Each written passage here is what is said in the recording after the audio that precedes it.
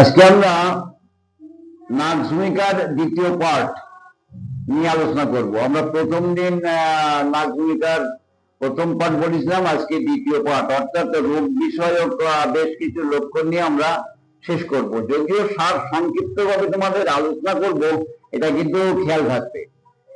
আমি নাকের mental symptom বলেছিলাম, তার ক্ষেত্রগুলি বলেছিলাম, এবং তার মধ্যে যে অত্যানুভূতি ব্যাপারগুলি আমরা দেখেছিলাম, শব্দ, গন্ধ, আলো, ঠান্ডা বাতাস, এই সমস্ত অবস্থায় সে রোগাক্রান্ত হয় বা অসহ্য লাগে তার মনে এবং শরীরে। আমরা এক্সক্রিয়েটরি সিস্টেম সম্পর্কে অনেক সময় একটা জিনিস খেয়াল করি, বা অন্য রোগের সাথেও কিন্তু এটা খেয়াল করি। এমনকি আমাদের মায়েদের যখন ডেলিভারি হয়, লেবার পেন শুরু হয়, তখন আমরা লক্ষ্য করি এই নাক্সের কখনো কখনো লক্ষণগুলি প্রকাশ পেতে, অর্থাৎ ইনএফেক্চুয়ালি স্টুল অ্যান্ড ইউরিন, বারবার ব্যর্থ মল এবং মূত্র নির্গমনের একটা প্রয়াস, চেষ্টা। অর্থাৎ পায়খানা লাগলো, গেল, হলো না, পায়খানা লাগলো, লাগছে, গেল, হলো না, পায়খানা সারা দিন এইভাবে পায়খানার বেগ হচ্ছে, যাচ্ছে, পায়খানা হচ্ছে না। রুগী বলছে আমি একটু পায়খানা করতে পারলে বাঁচতাম।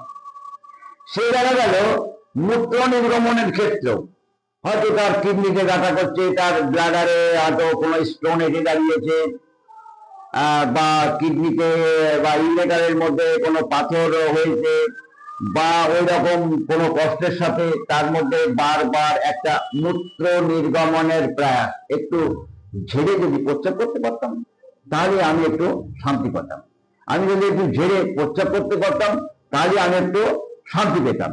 এই ধরনের কথাগুলি আমরা কোন রোগের সাথে যদি রুগী বলে, তার সাথে নিদ্রাহীনতা এবং ওই রকম ধরনের মানসিক লক্ষণ, হঠাৎ রেগে যাওয়া, হঠাৎ ক্রুদ্ধ ভাব, এবং সে মেন্টালি প্রচন্ড পরিশ্রম করে, এমন ধরনের অবস্থাগুলি আমরা যদি সংযোগ করতে পারি তাহলে কিন্তু আমরা নাচের কথা ভাববো। দেখো, ওষুধকে কথা বলিয়ে দিতে হয়। কোন রোগ লক্ষণ বা রোগ ফলের সাথে ক্লাস করে যদি আমরা কোন ওষুধের ক্যারেক্টারটা জুড়তে পারি, অর্থাৎ কোন হিউম্যান বডিতে মেন্টালে বা ফিজিক্যালে যে ক্যারেক্টারটা আছে, সেই ক্যারেক্টারের সাথে রোগ লক্ষণ যদি আমরা জুড়তে পারি, তাহলে দেখা যাবে যে সাইনাতেও কনস্টিপেশন থাকে, আবার অ্যালুমিনাতেও কনস্টিপেশন থাকে, ডায়রিয়াতেও ডায়রিয়া থাকে, আবার অ্যালোজে কনস্টিপেশন থাকে। তাহলে আমরা কিন্তু ট্রিট দ্য পেশেন্ট, রোগীর লক্ষণ কি তার সাথে কিন্তু আমরা খেয়াল করবো রোগীর ওষুধ লাগবে কি। ঘুম ভাঙার পর থেকে পুনরায় সে ঘুম না আসা পর্যন্ত সর্বদা নিজের জন্য বা অপরের জন্য খুব ব্যস্ত থাকে। অনেক সময় লক্ষ্য করি, ডাক্তারখানায় এসে ডাক্তারবাবু একটু ওষুধ নেবো, বসেন বাইরে, বসেন, আমি তো দুটো রুগী দেখবো, তারপর আপনাকে দেবো, তাহলে আমি এখন আসি। চলে গেল, আবার দেখা গেলো আমি 8 ঘন্টা পরে আসছি, চলে গেল, আবার 1 ঘন্টা পরে আসলো। এসে হয়তো বললো ডাক্তারবাবু ওষুধ নেবো, একজন আসে, দেখে নিয়েছে, আচ্ছা ঠিক আছে আপনি দেখেন, আমি 1 ঘন্টা পরে আসছি। মানে সে সর্বদাই যেন একটা কর্মব্যস্ত, মেন্টালি অর ফিজিক্যালি একটা কাজে ব্যস্ত। এইরকম ধরনের অবস্থা সারাটা দিন ধরেই কাটে। যে ফিজিক্যালি কাজ করে সে ফিজিক্যালি, যে মেন্টালি কাজ করে মেন্টালি। যদিও মন তার কাজে ব্যস্ত থাকে, যদি দৈহিক চঞ্চলতা তার মধ্যে এসে যায়, তার মনে দৃঢ়তা এবং জেদ। নাক্সের রুগী যদি কিছু করব বলে মনস্থির করে, তা নিজটা করে ছাড়ে, জেদ থাকে খানিকটা। এই জেদটা সিনার মতন, সিনার মতো, ক্যামোমিলার মতো আমরা লক্ষ্য করি, কিন্তু সিনা চিনা, ক্যামোমিলা ক্যামোমিলা, একটা লক্ষণ দিয়ে কিন্তু আমাদের কোনো মেডিসিন হয় না। একগুয়ে, আবেগপ্রবণ, একগুয়ে, একগুয়ে শব্দের অর্থ হচ্ছে যদি আবেগপ্রবণ, হঠকারিতা, হঠকারিতা মানে ক্রোধ, এই ভাষাগুলি খেয়াল রাখতে হবে। হঠাৎ রেগে যাওয়া, হটকারিতা, দুম করে একটা কিছু সিদ্ধান্ত নিয়ে যেটা করে ফেলা, এই জিনিসগুলি নাচের মধ্যে আমরা কিন্তু খেয়াল করি। আচ্ছা, হিংসা প্রয়োগ, অন্যের প্রতি খুব সন্দেহ প্রবণ, এবং এর মধ্যে খানিকটা সন্দেহ থাকে। নাচ একটু সন্দেহ থাকে, তবে ল্যাকেসিসের মতন সন্দেহ বা গভীর অ্যান্টিসাইকোটিক মেডিসিনের মধ্যে যেমন সন্দেহ থাকে, নাচ অত সন্দেহ প্রবণতা নাই, তবে সন্দেহ থাকে। এটা কি করছে, ব্যাপারটা কি, এরকম একটা সন্দেহ ধারণা তার মধ্যে থাকে। সকল রোগের সাথে নিদ্রাহীনতা, দেখো ডাইজেস্টিভ সিস্টেমের উপরে নার্ভ ভূমিকা কিন্তু সব থেকে কাজ করে। অনেক ডাক্তাররা আমাদের মধ্যে আছে, আমার অনেক ছাত্ররা আছে, আমার অনেক ডাক্তার বন্ধুরা আছে। ডাক্তারবাবু, আমার না খুব অম্বল হয়, খেলেই গলা বুক জ্বালা করে, অম্বল হয়, নাক্স খাও। পায়খানাটা না ভালো পরিষ্কার হচ্ছে না, নাক্স খাও। আদৌ দেখা গেল সে নাক্সের পেশেন্ট না, সে একটা পালসিটার। মানে অনেকে পেটের কোনো প্রবলেম হলেই নার্ভ ভূমিকা দিয়ে বসে, কিন্তু খেয়াল রেখো, নার্ভ ভূমিকা কিন্তু একটা বিষক্রিয়া আছে। নার্ভ ভূমিকায় স্পিকনিয়া নাম করে ধনুষ্টঙ্কার জাতীয় এক ধরনের রোগ তৈরি করতে পারে। যদি নার্ভ ভূমিকার অপব্যবহার হয়, তাহলে কিন্তু একটা রোগ তৈরি করতে পারে। তার মধ্যে অনেক সময় একটা খিচুনি ভাব এবং মাসেলস এবং স্নায়ুগুলির একটা আকৃষ্ট ভাব, আক্ষেপ ভাব ঠিক তৈরি করে, অর্থাৎ আরোগ্য করে।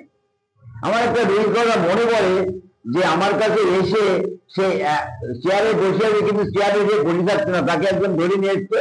ভালো ছেলে, গত 24-36 ঘন্টা ধরে সে ঠিক এমনি ছিঁড়ে যাচ্ছে। অর্থাৎ একটা কেন্নর গায়ে যদি 1 ফোঁটা কেরোসিন তেল দেওয়া যায়, তাহলে সে যেমন করতে থাকে, সে সারা দিন ওই রকম করছে। তার মধ্যে ঘুম নেই, তার মধ্যে ভালো খাওয়া নেই, তার ভালো পায়খানা প্রস্রাব ক্লিয়ার হচ্ছে না, এমন ধরনের অবস্থা সে করেই যাচ্ছে। আমি আমার মনে পড়ে যে ওষুধের অদ্ভুত ক্ষমতা। আমি নার্ভ ভূমিকা থাকতে 10 মিনিট পর পর 2 বার দেওয়াতে 2 থেকে 2.5 ঘন্টার মধ্যে আমার চেম্বারে বসে থাকা অবস্থায় রোগীটা সুস্থ হয়ে গেল। আমার এক বন্ধুর জামাইয়ের ভাই। যাই হোক, এই অদ্ভুত ক্ষমতাগুলি তোমরা যদি ক্রিয়াক্ষেত্রে দেখতে পাও, তাহলে খুব আনন্দ পাবা। দেখো, আমরা হয়তো যে রোগীগুলি ভালো হয়, সেই রোগীগুলি নিয়ে আমরা ফলাও করে পড়ি। যে রোগীগুলি ভালো হয় না আমাদের হাতে, সেই ব্যর্থতার কথা কিন্তু আমরা স্বীকার করতে চাই না। না, যেমন আমাদের উচিত ভালো হয়ে আনন্দ উপভোগ করে ফলাও করে বলা, নিজের মধ্যে আলোচনা করা, লোককে বলার দরকার নেই। আবার যদি আমাদের ওষুধ প্রয়োগের ফলে উপকার না পাই, তাহলে আমাদের ব্যর্থতা খুঁজে বের করতে হবে যে কেন আমি এই রোগীটাকে কোন রকমের উপকার করতে পারলাম না, তাহলে আমার ভুল কোথায়। আমরা সবসময় ওই প্যাকেট ঘরে দোষ দিয়ে দিই, না ওই ওষুধটা মনে হয় সঠিক নেই, হ্যাঁ ওই রোগী মনে হয় নিয়ম মানেনি, কিন্তু একবারও নিজের দিকে আঙুল তুলে দেখি না যে আমার ওষুধটা নির্বাচন হয়েছিল কিনা। যাই হোক, তাহলে আমরা অম্বল, গলা বুক জ্বালা, খাওয়ার পরে বমি, পেটের যন্ত্রণা, পেটের গোলযোগ আমরা এখানে দেখি। নার্ভ ভূমিকা সম্পর্কে হ্যানিম্যান সাহেব বলছেন যে আমার একটি রোগিনী আছে, তিনাকে যতবারই আমি চেম্বারে দেখেছি, অর্থাৎ তিনি যতবারই ওই ইয়ে খায়, অর্থাৎ মাংসের কাবাব খায়, ততবারই তার সর্দি লাগে এবং লাস্টে শ্বাসকষ্ট হয়। তার কারণ তার রোগ আরোগ্য হইবার নয়, উনি বলছেন তার রোগ আরোগ্য হইবার নয়, কারণ সে স্বাস্থ্যের থেকে সামাজিক অনুষ্ঠানগুলিকে গুরুত্ব দেয়। অর্থাৎ ওই মদ্যপান করা, রাত্রি জাগরণ করা, প্রচন্ড বৈচিন করা, স্বাস্থ্য সম্পর্কে সচেতনতা নয়, উগ্র খাদ্য খাবার খাওয়া, বেশ রিচ খাদ্যগুলি খাওয়া, এই রকম ধরনের যারা যথেষ্ট করে জীবন ধারণ করে এবং তাদের যে রোগগুলি থাকে সেখানে কিন্তু আমরা নার্ভভূমিকার কথা মনে করি।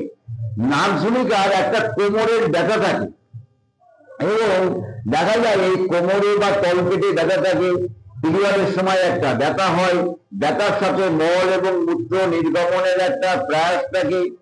আর এছাড়া অনেক সময় নার্ভভূমিকার একটা কোমরের ব্যথা থাকে, চিতে এসই বা কাছে এসই সে কোমরে হাত দিয়ে আগে উঠবে, তারপরে পাশ ফেলবে, তারপরে কিন্তু সে আবার সেই অন্য পাশে পাশ ফিরে শুতে পারবে। অর্থাৎ যা কিছুই হোক না কেন, যে রোগ লক্ষণ কষ্টই হোক না কেন, সে পেটের ব্যথা, পিরিয়ডিক্যাল ব্যথা বা মেনস্ট্রুয়েশনের যেটা dysfunction of menstruation, painful menstruation, যা কিছু হোক না কেন, আমরা দেখি বারবার ব্যর্থ মল এবং মূত্র নির্গমনের একটা প্রয়াস। জ্বরের সর্ব অবস্থায় শীতকাতর, শীত অবস্থায় শীতকাতর, উষ্ণ অবস্থায় শীতকাতর, ঘর্ম অবস্থায় শীতকাতর, জ্বরের সর্ব অবস্থায় শীতকাতর, এটা কিন্তু আমরা খেয়াল করব। সকল রোগের সাথে নিদ্রাহীনতা আমি বলেছি, আর এছাড়া দৃঢ়তা, জেদ, প্রচন্ড হঠকারিতা সেটাও বলেছি। ঘুম, প্রথম রাত্রে নিদ্রাহীনতা এবং শেষ রাত্রে দিক ঘুমায়, অনেক বেলা পর্যন্ত জেগে থাকে, এটা আমরা বলছি। এবং তার মধ্যে স্নায়বিক একটা অসহ্য শব্দ, আলো, গন্ধ, বাতাস ইত্যাদি ইত্যাদি সম্পর্কে সে বিরক্তি ভাবাপন্ন। খানিকটা আমাদের পর্যায়ের মধ্যে আছে ওই রকম অত্যনুভূতি। এই অত্যনুভূতি হয় আমাদের স্নায়ুগুলি যখন তেলতে যায়, অর্থাৎ এই জাতীয় খাদ্য খাবার খাওয়ার ফলে বা এই জাতীয় পরিবেশের মধ্যে দিয়ে চলার ফলে আমাদের এমন অবস্থা হয়।